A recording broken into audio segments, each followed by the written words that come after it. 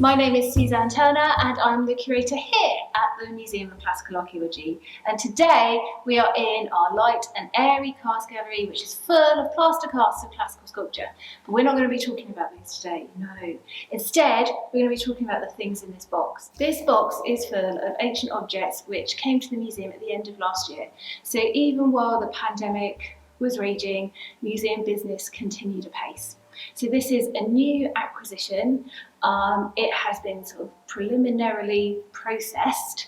All the objects in this box came from the Derbyshire School Library Service, which was a service that was set up to collect enormous numbers of objects which were then placed in loan boxes and were used by school children and schools across the whole of Derbyshire.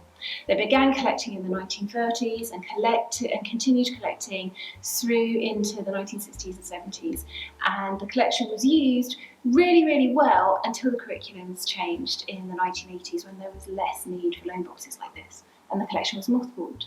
And the Buxton Museum and Art Gallery have been administering a project funded by the Esme Fairbairn Foundation to do something with these objects, to make sure that they are going to good homes, and in many cases that means being transferred to museum collections like ours, so that we can ensure that they continue to be cared for and looked after and continue to be available for both research and for members of the public.